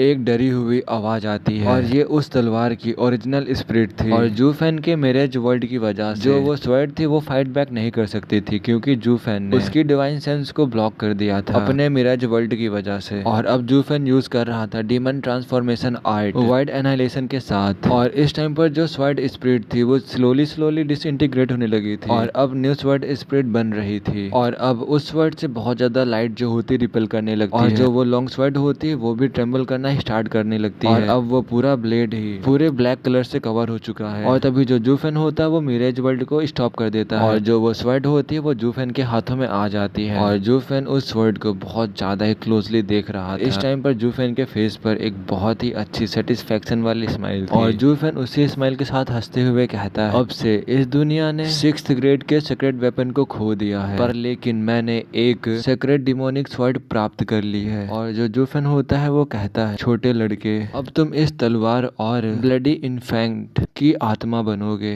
the strongest 6th grade demonic sword of the secret domain. और तभी जो स्वर्ड होती है वो शेक करने लगती है तभी वो जू फैन के हाथों से छूट जाती है एयर में फ्लोट होने लगती है और फ्लैश ऑफ लाइट की तरह जो ब्लडी इन्फेंट होता है वो अपीयर होता है। और तभी जो ब्लडी इन्फेंट होता है वो जू फैन की बॉडी में चला जाता है बिना कुछ बोले। और फिर तभी जो जू फैन होता है वो कहता है लिटिल गाय क्या तुम ये कहना चाह रहे हो कि क्या मैं इस स्वर्ड को यूज नहीं कर सकता हूँ और क्या तुम अभी भी मेरे साथ रहना चाहते हो। और इस टाइम पर जो ब्लडी इन्फेंट था वो जू फैन की बॉडी में बस आराम कर रहा था एक छोटे बच्चे के जैसे मानो कि वो सो चुका हो। और फिर जो जू फैन भी होता है वो कहता है इसमें कोई सोचने वाली बात नहीं है तुम बहुत सालों से मेरे ब्लडी इन्फेंट रहे हो और तुम किसी भी स्वर्ड स्पिरिट से बहुत ज्यादा ही बेटर हो और तुम्हारे साथ सीक्रेट वेपन को कंट्रोल करके मैं आसानी से रेस्ट कर सकता था। और ये कहकर जू फैन हंसने लगता है और तभी जो जू फैन के जो हाथ होते हैं वो चमकने लगते हैं और बहुत सारे सीक्रेट स्टोन्स जू फैन के हाथों में आ जाते हैं और जू फैन उन स्टोन्स को उस वेपन को खिलाने लगता है और जू फैन कहता है खाओ तुम्हें जितना खाना हो खाओ और भी ज्यादा स्ट्रांग बनो। और तभी जो सीक्रेट स्टोन्स होते हैं वो वैनिश हो जाते हैं और जब वो अंदर की तरफ देखता है तो वो देखता है कि ब्लडी इन्फेंट ने उन सबको ले लिया है।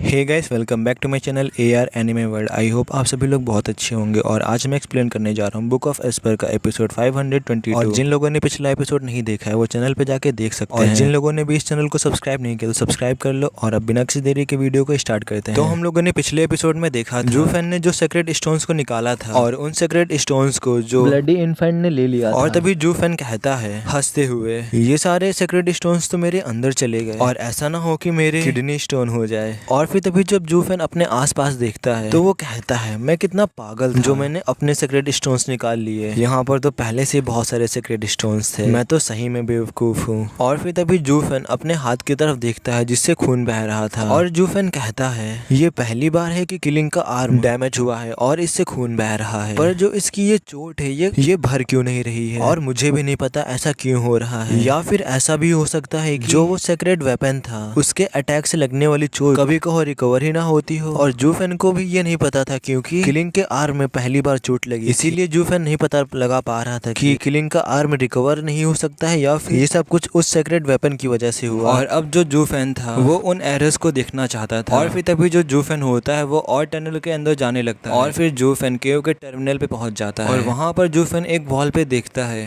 कि एक वॉल पे हल्की हल्की सी लाइट आ रही थी और उस वॉल पे अजीब तरीके के सिंबल्स बने थे और वो भी एक टाइप की की एरे थी और वहाँ पर उस वॉल को कवर किए हुए थी। और फिर तभी जूफेन कहता है मुझे पता था, और जिसने यहाँ पर एरे को सेटअप किया होगा वो जरूर ही एक अच्छा मास्टर होगा, और तो और मैं इसकी वीकनेस को भी नहीं ढूंढ पा रहा हूँ। और फिर जो जूफेन होता है वो कहता है इसे देखने से ऐसा लग रहा है कि जिस एक्सपर्ट ने इस एरे को सेटअप किया है वो जरूर ही अलग है उनसे जिसने बाहर की एरेज को सेटअप किया है। और क्या इसका मतलब ये हो सकता है कि क्या ये एक एम्परर का अनदर रिमेनेंट है? और आखिरकार इस मॉर्टल डोमेन की जमीन पर पास्ट में क्या हुआ है, और आखिरकार क्यों उन जैसे एक्सपर्ट्स ने इस मार्ग को यहाँ क्यों छोड़ा है? और इस टाइम पर जूफेन 9 सेरेनिटीज सीक्रेट रिकॉर्ड के साथ भी इस वॉल पे लगे एरे को नहीं तोड़ पा रहा था, और जूफेन को इस एरे को खोलना एकदम इम्पॉसिबल हो चुका था। और तभी जो जूफेन होता है उस वॉल के ऊपर अपनी फिंगर से टच करने लगता है, और तभी वो अपनी आईज को ओपन करता है, और तभी उसकी राइट आई में 2 गोल्डन हेलो फ्लैश्ड होते हैं। और तभी जूफेन यूज करता है divine I of the word second stage word annihilation, और तभी जो अटैक होता है जूफेन का बहुत लाउडली उस वॉल से हिट होता है, पर तब भी जो वो बैरियर होता है उससे कुछ भी नहीं होता है। और फिर जो जूफेन होता है वो कहता है ये एरे सही में बहुत ज्यादा ही स्ट्रॉन्ग है, इसका वर्ड एनाइलेशन भी कुछ नहीं कर सकता और इस एरे को ब्रेक नहीं कर सकता, और अब मेरे पास कोई और चॉइस नहीं बचा वेट करने के अलावा।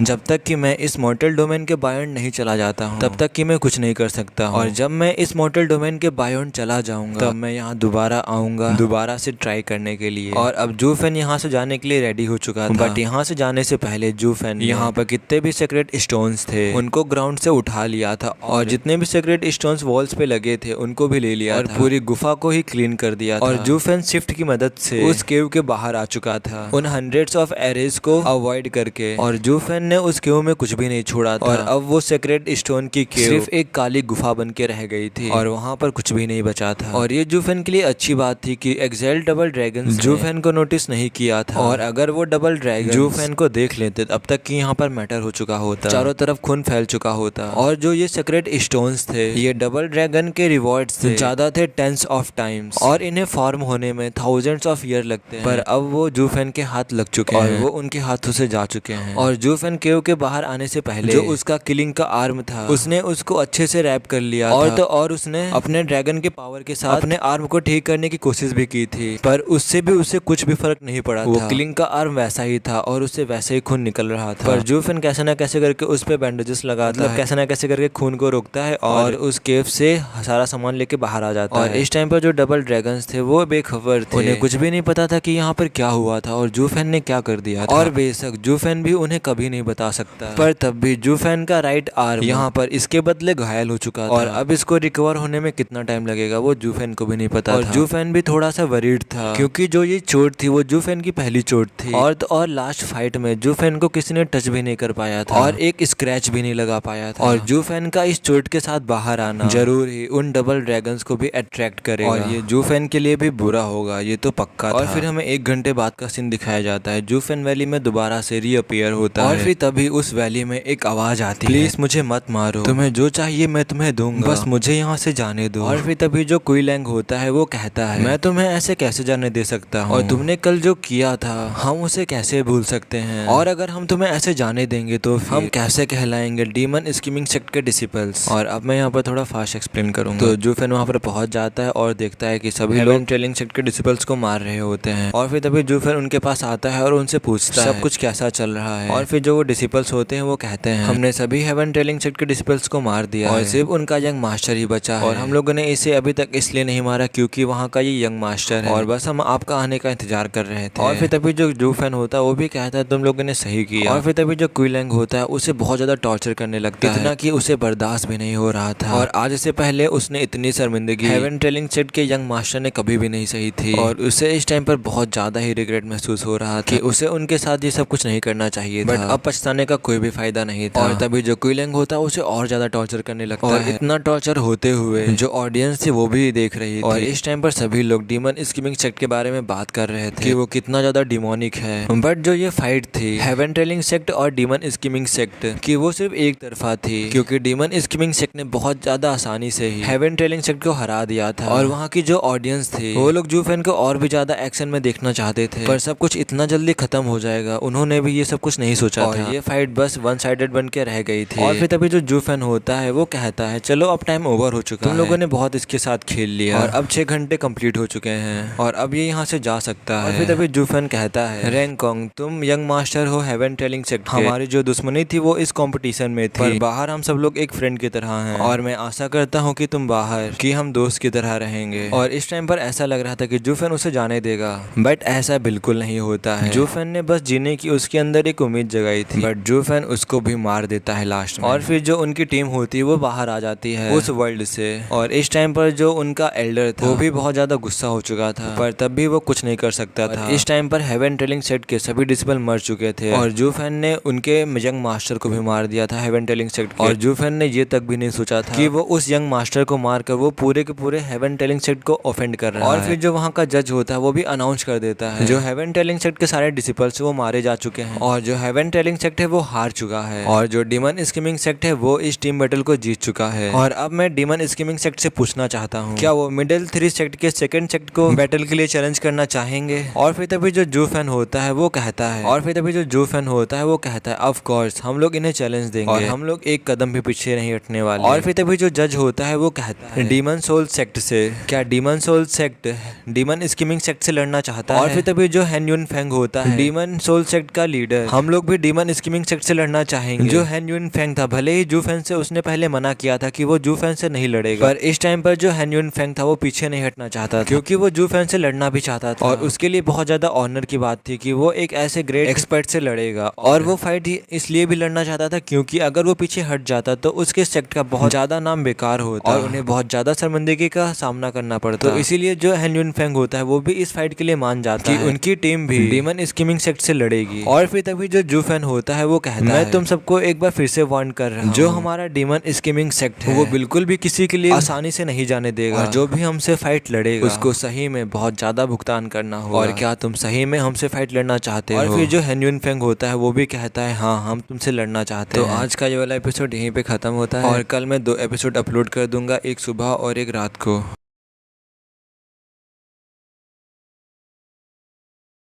हे guys, welcome back to my channel AR anime world. I hope आप सभी लोग बहुत अच्छे होंगे और आज मैं एक्सप्लेन करने जा रहा हूँ बुक ऑफ एस्पर का एपिसोड 523। और जिन लोगों ने पिछला एपिसोड नहीं देखा है तो वो लोग मेरे चैनल पे जाके देख सकते हैं और जिन लोगों ने सब्सक्राइब नहीं किया तो सब्सक्राइब कर दो और बिना किसी देरी के इस वीडियो को स्टार्ट करते हैं। तो इस एपिसोड की स्टार्टिंग में जो जूफेन होता है वो हेन युन फेंग से कहता है तुम लोगों को तैयार होके आना पड़ेगा और हम लोग उनमें से नहीं है जो सबको ईजी से जाने देता हो। और फिर जो हेन युन फेंग होता है वो कहता है मुझे तुम्हारी सलाह की कोई जरूरत नहीं है। और फिर जूफेन अपनी टीम की तरफ टर्न होते हुए कहता है demon soul sect heaven telling sect की तरह नहीं है और हमें इन्हें थोड़ा सीरियसली लेना पड़ेगा। और तभी जो कुइलंग होता है वो उनकी तरफ देखते हुए कहता है बट उनमें तो सिर्फ 2 इथेरियल स्टेज के एक्सपर्ट्स हैं। और फिर जूफेन भी स्माइल करते हुए कहता है तुम लोग उनकी आंखों में देखो और जब तुम लोग उनकी आंखों में देखो तो वो लोग पीस को बनाना चाह रहे हैं डेथ के साथ। और भले ही तुम लोग उनके साथ फन करना चाह रहे हो बट वो लोग सीरियस हैं और तुम्हें वो लोग ऐसे ही आगे नहीं जाने देंगे और इसीलिए उनके साथ प्रॉपर रिस्पेक्ट के साथ फाइट करना। और ये गैदरिंग सिर्फ एक बार आती है और ये लोग अपने पूरे एफर्ट्स देंगे एकदम ट्रू स्पिरिट ऑफ कल्टीवेटर की तरह। और हमें भी हमारे अपोनेंट की तरह एक्ट करना चाहिए। कुछ अपोनेंट ऐसे होते हैं जिनके साथ खेला जाता है और कुछ अपोनेंट ऐसे होते हैं जिनको रिस्पेक्ट दी जाती है। और फिर तभी जो कुइलंग होता है वो भी कहता है सही में इन्हें सीरियस लेना पड़ेगा। और फिर तभी जो जज होता है वो टर्न होता है एक टीम से दूसरी टीम की तरफ और फिर कहता है डिसिपल्स प्लीज सुमेरु डायमेंशंस में एंटर करो। और जो सेकंड चैलेंज है मिडिल 3 सेक्ट का वो स्टार्ट हो चुका है। और फिर तभी जो जूफेन होता है वो अपनी टीम को लेकर उस डायमेंशन के गेट के पास आ जाता है और उनके पीछे पीछे डीमन सोल सेक्ट भी था। और फिर वो सभी लोग उस वैली में इंटर कर जाते हैं। और जब वो दोनों टीमें इंटर हुई थी उस वैली में तब वो दोनों टीमें एक दूसरे के अपोजिट में खड़ी होती हैं। और फिर तभी जो जूफेन होता है वो स्माइल करते हुए कहता है मैं एक बार दोबारा से कहता हूँ यहाँ कौन मेरे लेवल को पा सकता है और जब तुम लोग मेरे 9 डिसिपल्स को पास कर पाओगे मतलब डिफीट कर पाओगे तब तुम लोग मेरे पास आ पाओगे और तब मुझसे फाइट कर पाओगे। और ये सुन के जो हेन युन फेंग होता है वो भी फ्यूरियस हो जाता है। और फिर वहाँ पर जो ऑडियंस होती है वो कहती है आखिरकार जूफेन इस बार क्या करना चाहता है, क्या वो फिर से कोई एक ट्रिक खेलना चाहता है इनके साथ? बट जूफेन ने इंटर होने से पहले इनको रिस्पेक्ट भी दिखाई बट फिर अब क्या हो गया, क्या वो अब नहीं लड़ना चाहता इनसे? और फिर हमें यहाँ पर बताया जाता है जो जूफेन का राइट हैंड था वो डैमेज हो चुका था उस सेक्रेट स्वॉर्ड से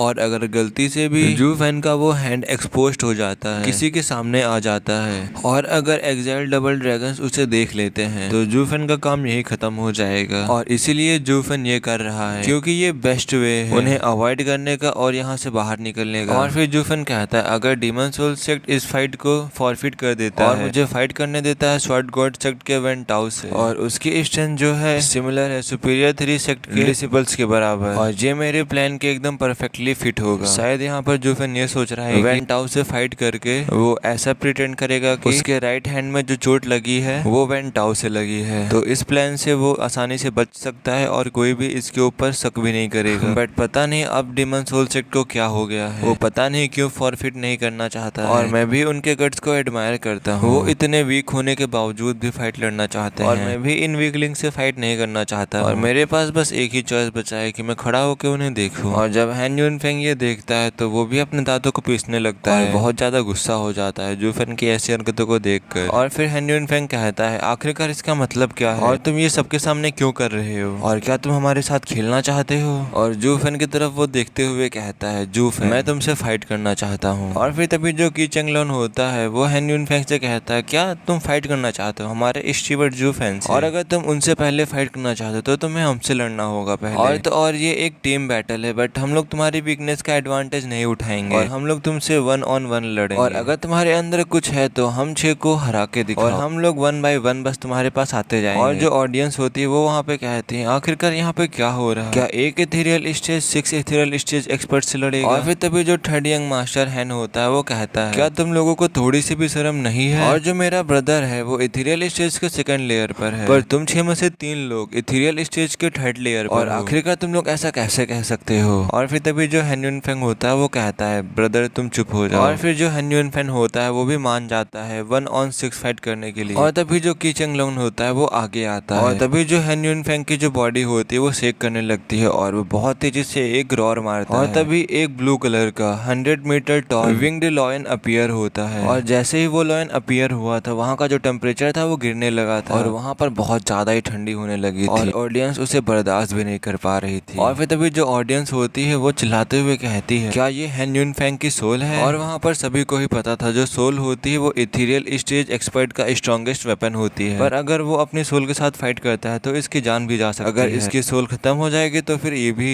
खत्म हो जाएगा। और ऑडियंस ने भी मिडिल 3 सेक्ट राउंड्स में बहुत बार इथेरियल स्टेज एक्सपर्ट को अपनी सोल निकालते हुए देखा। और फिर तभी जो यंगर ब्रदर होता है वो चिल्लाते हुए कहता है बहुत ज्यादा पैनिक में एल्डर ब्रदर आप ये क्या कर रहे हो। और फिर जो हैन यूनफेंग होता है वो कहता है तुम्हें परेशान होने की कोई जरूरत नहीं है और ये सभी लोग ही टफ अपोनेंट हैं और मुझे स्टार्टिंग से ही अपना बेस्ट देना होगा, और अगर टाइम मेरा साथ नहीं देता है तो ये सब कुछ मेरे ऊपर ही भारी पड़ जाएगा। और तभी जो की चेंगलोन होता है वो भी कहता है हंसते हुए सही में तुम बहुत ही ज्यादा ब्रेव हो और अब तुम मुझे भी अलाउ करो कि मैं भी अपनी सोल के साथ तुम्हारे साथ लड़ सकूं और तुम्हारे साथ ज्वाइन हो सकूं। और ये कह के हंसने लगता है और अपनी किंड्रेड स्पिरिट को निकालता है और तभी उसकी जो बॉडी होती है वो शेक होने लगती है और उसकी बॉडी से येलो लाइट निकलने लगती है और जस्ट कुछ सेकंड में ही एक 60 मीटर का फिगर अपीयर होता है जो कि वहाँ पर बैठे सभी लोगों को एक ऑपरेसिव फीलिंग दे रहा है। और जब वो किंग क्यू देखता है तो उसकी भी जो आईब्रोज होती है वो शेक होने लगती है और फिर वो कहता है ये तो बहुत कम देखे जाने वाली सोल है जिसे कि टूल सोल कहते हैं, द सील ऑफ अपहीवल में भी ये इस सोल का नाम है शायद। और फिर हमें यहाँ पर सोल्स के बारे में बताया जाता है। सोल्स को कॉमनली डिवाइड किया गया है बीस्ट सोल, एलिमेंट्री सोल और डोमेन सोल में, बट जो ये टूल सोल होती है ये बहुत ज्यादा रेयर होती है और ये सेम ही लेवल पर होती है बीस्ट सोल के, बट इसमें बहुत ज्यादा ही एक्सट्रीम एंड कोल्ड यिन होती है और ये अपोजिट होती है सील्स एक्सट्रीम यंग के। और देखने से ऐसा लगता है कि मैच अभी से डिसाइड हो चुका है कि कौन जीतेगा इनकी सोल्स की स्ट्रेंथ को देखकर। और तभी जो येलिंग होता है वो कहता है उन दोनों को देखते हुए मैं देखने से बता सकता हूँ कि हैन यूनफेंग ही जीतेगा। और फिर वो दोनों ही यनमो और वू किन क्यू येलिंग की तरफ देखते हुए कहते हैं और वो लोग येलिंग से पूछते हैं आखिरकार तुम ऐसा क्यों कह रहे हो कि हैन यूनफेंग ये वाला मैच जीतेगा।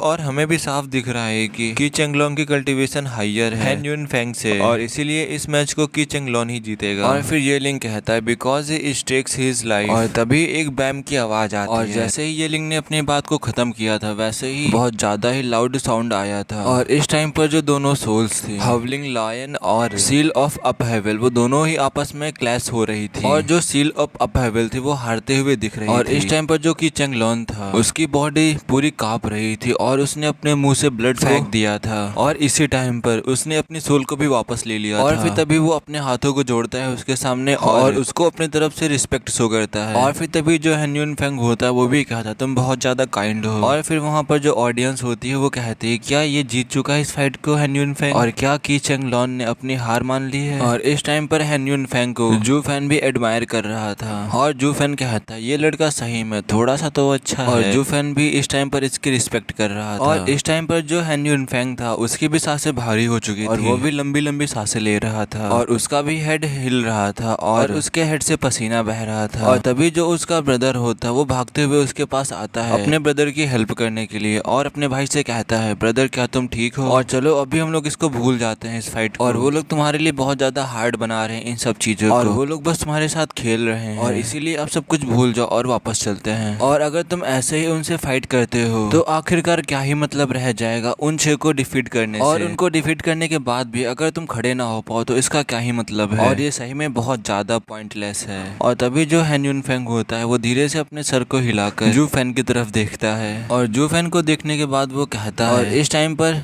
हैन यून फेंग को देखने से ऐसा लग रहा था कि वो रिस्क लेना चाहता है भले ही ये सब कुछ यूजलेस हो। और फिर हैन यून फेंग वेंटाओ के वर्ड्स को याद करता है कि वेंटाओ ने क्या कहा था उससे। अगर वो जू फैन से नहीं लड़ पाता है, एक ऐसे एक्सपर्ट से नहीं लड़ पाता है जो कि बहुत अच्छा हो, तो वो सही में पूरी लाइफ भर वो पछताएगा और अपनी पूरी लाइफ रिग्रेट करेगा। और फिर हैन यून फेंग इतना सोचने के बाद वो दोबारा से लंबी सांस लेते हुए खड़ा हो जाता है और हैन यून फेंग जू फैन से कहता है भले ही तुम मुझे अपनी आंखों में नहीं रखना चाहते हो पर मेरी आंखें हमेशा तुम पर ही रहेंगी और मेरी कल्टीवेशन स्टॉप नहीं होगी। और यही वे होता है डिमोनिक यंग मास्टर का। और फिर तभी जो लूजी होता है वो कहता है यंग मास्टर आपका नेक्स्ट अपोनेंट मैं होने वाला हूँ और अब आप रेडी हो जाओ मुझसे फाइट करने के लिए। और फिर हैन यून फेंग भी उसकी तरफ देखते हुए धीरे से कहता है मुझे पता है मैंने तुम्हें इन दिनों में देखा है कि तुम फॉलेस्ट पर्सन हो डीमन स्कीमिंग सेक्ट के। और तभी जो लूजी होता है वो कहता है अच्छा क्या तुम ऐसा ही चाहते हो। और तभी लूजी की आंखों में खून की प्यास दिखने लगती है और फिर तभी जो उसकी बॉडी होती है वो सेक होने लगती है और फिर तभी उसके सामने अपनी ह्यूज ग्रीन स्पाइडर को अपीयर करता है और फिर जो वो स्पाइडर होती है ग्रीन गैस को रिलीज करने लगती है। और ये वाला एपिसोड जो है यहीं पे खत्म होता है और जो नेक्स्ट एपिसोड होगा वो रात को आ जाएगा। और लास्ट में फिर से कहूंगा जिन लोगों ने सब्सक्राइब नहीं किया सब्सक्राइब कर लो।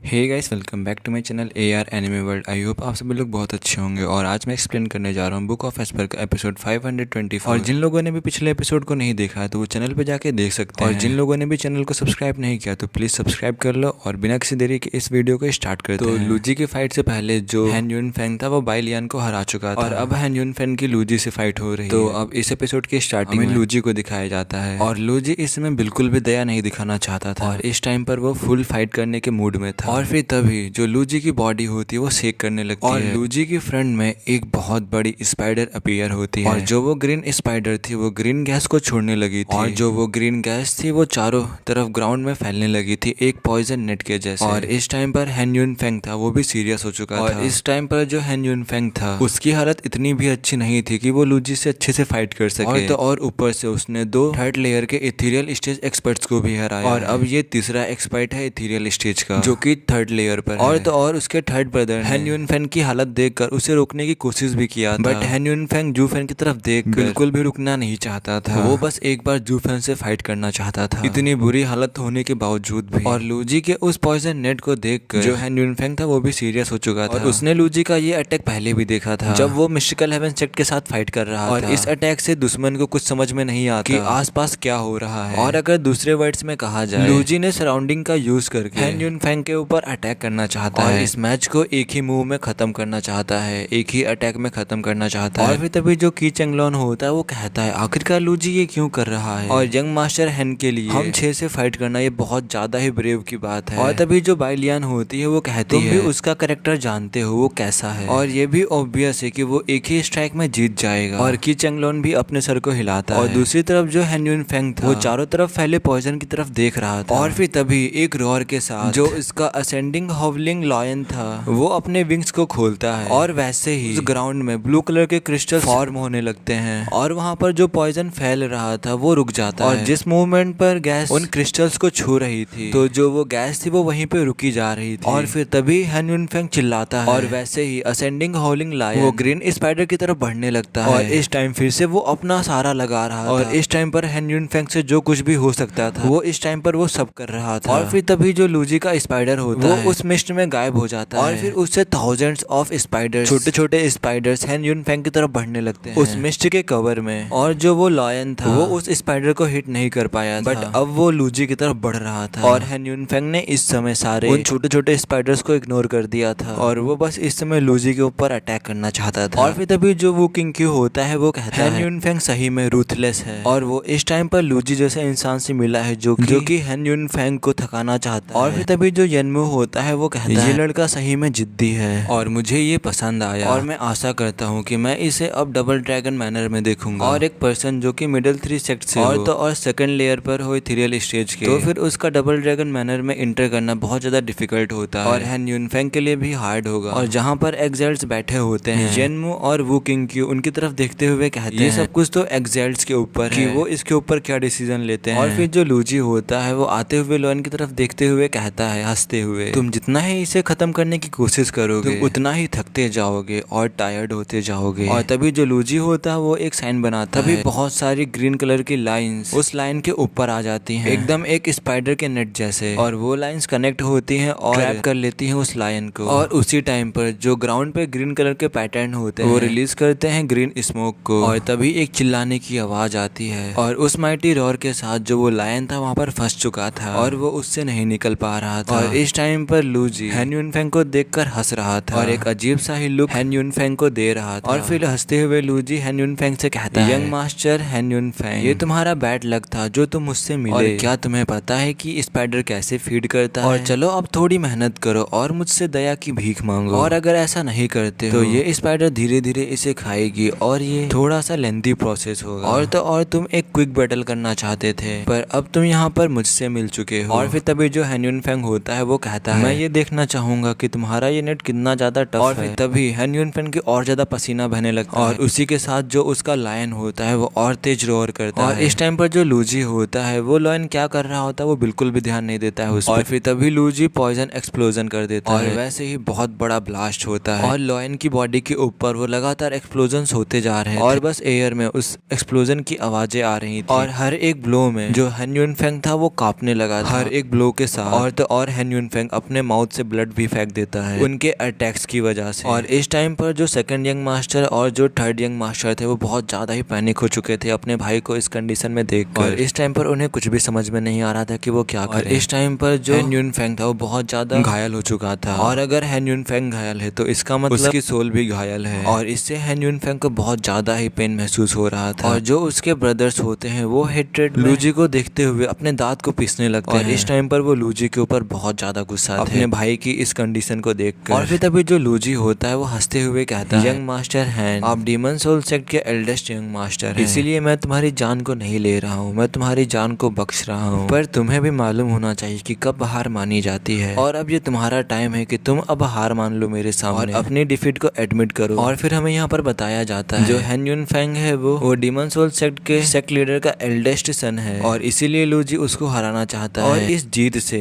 लूजी को बहुत ज्यादा मेरिट्स मिलेंगे। और इस समय लूजी बहुत ज्यादा ग्रीडी हो चुका था और इसीलिए लूजी ने की चंगलॉन और बाइलियन के फुट स्टेप को फॉलो नहीं किया था। और इस समय विक्ट्री और मेरिट लूजी के लिए किसी भी चीज से ज्यादा इंपॉर्टेंट और इस टाइम पर जो हैन युनफेंग था वो बहुत ज्यादा ही पेन में था पर इस दर्द में होते हुए भी वो लूजी का मजाक उड़ाते हुए कहता है लड़के तुम अभी भी वर्दी नहीं हो। और जब लूजी ये सुनता है तो उसका फेस चेंज हो जाता है और तभी हैन युनफेंग की तरफ थाउजेंड्स ऑफ स्पाइडर आने लगती हैं पर जब वो स्पाइडर्स उन ब्लू क्रिस्टल्स को छूती और ब्लू लाइट को छूती तो वो उसी जगह फ्रीज हो जाती है। और फिर लूजी जैसे ही चिल्लाता है तो जो वो छोटी छोटी स्पाइडर्स होती हैं वो एक्सप्लोड होने लगती हैं और तोड़ने लगती हैं ब्लू काइटेंस को। और इस टाइम पर हैन युनफेंग बहुत ज्यादा डेंजर में और लगातार एक्सप्लोजन होने की वजह से जो वो ब्लू बैरियर था वो सेक होने लगा था। और जो लूजी होता है वो दोबारा से हैन युनफेंग के लायन को ट्रैप कर लेता है और उसके ऊपर भी एक्सप्लोजन करने लगता है। और इस टाइम पर वो फंस चुका था ना ही तो वो अटैक कर सकता था और ना ही तो वो डिफेंड कर सकता था। और इस इस टाइम पर हैन यूनफेंग का फेस बहुत ज्यादा भारी हो चुका था और उसके सोल की वजह से उसे भी बहुत ज्यादा दर्द हो रहा था। वो बहुत ज्यादा पेन में था और इस समय हैन यूनफेंग पूरा का पूरा पीला पड़ चुका था। और तभी लूजी कुछ साइन बनाता है और फिर जो उसका स्पाइडर था वो हैन यूनफेंग के पास जाता जा रहा था धीरे धीरे। और फिर तभी जो लूजी के वेब होते हैं उसको चारों तरफ से घेर लेते हैं। और जो ऑडियंस उस फाइट को देख रही थी वो अपने सीट्स के एजेस पे आ चुकी थी और वो लोग देखना चाहते थे कि अब हैन यूनफेंग के साथ क्या होने वाला है। और तभी जो थर्ड यंग मास्टर हैन होता है वो चिल्लाते हुए कहता है, भाई अब हार मान लो प्लीज, तुम पहले से ही 2 एक्सपर्ट्स को हरा चुके हो और अगर तुम पीछे हट भी जाते हो तो ये कोई हार नहीं होगी। और फिर तभी जो हैन यूनफेंग होता है वो कहता है, ये रेपुटेशन के बारे में बिल्कुल भी नहीं है और सिर्फ इस टाइम पर मैं कल्टीवेशन के पाथ पर चल रहा हूँ। और फिर तभी जो हैन यूनफेंग होता है वो जूफेन की डायरेक्शन में देखता है और फिर जूफेन को देखने के बाद वो बहुत तेज चिल्लाता है और उसका जो ऑरा होता है वो एक्सप्लोड हो जाता है। उसका ऑरा चारों तरफ बहने लगता है और तभी जो हैन यूनफेंग के ब्रदर्स होते हैं वो और भी ज्यादा अपने भाई की चिंता करने लगते हैं। और इस टाइम पर जो हैन यूनफेंग था वो अपनी सोल को बर्स्ट कर रहा था और तभी जो हैन यूनफेंग होता है वो कुछ साइन बनाता है और तभी जो वो उड़ता हुआ ट्रैप लाइन था वो बहुत ज्यादा पेन में एक्सप्लोड हो जाता है और बहुत सारी ब्लू लाइट्स चारों डायरेक्शन में फैल रही थी एक टाइडल वेव के जैसे। और वो वेव हर जगह फैल रही थी और वहाँ हर एक चीज फ्रीज हुई जा रही थी ब्लू क्रिस्टल्स की फॉर्म में। और जब वो स्पाइडर एक्सप्लोड होने वाली थी वो भी फ्रीज हो जाती है डस्ट बनने से पहले। और तभी लूजी के मुंह से भी ब्लड निकलने लगता है और इस टाइम पर लूजी भी उसी लाइट की तरफ देख रहा था जो कि बहुत ज्यादा साइन कर रही थी। और तभी जो उसका लॉयन होता है वो बिना विंग्स के उसके पास वापस आ जाता है, मतलब लूजी के ऊपर अटैक करने के लिए आने लगता है। और तभी हमें लूजी की तरफ दिखाया जाता है लूजी उस इम्पैक्ट से बहुत दूर जाके गिरता है और उसके पीछे पीछे ब्लड भी बहता जा रहा था। और ये लाइट हैन यूनफेंग की पहले वाली लाइट नहीं थी। और जब हैन यूनफेंग ने ये वाला अटैक किया था इस अटैक से उसके अंदर के जो ऑर्गन थे वो सब क्रस्ट हो चुके थे और अभी बहुत ज्यादा ही हाई चांसेस थे कि उसकी जो बॉडी है वो खराब हो सकती है। पर जो लोग थे वो इसकी बिल्कुल भी केयर नहीं करते हैं। डीमन स्किमिंग सेक्ट के लोग भी, उनकी आंखों ने बस ये देखा था एक लॉयन ने अपने विंग्स खो दिए बस।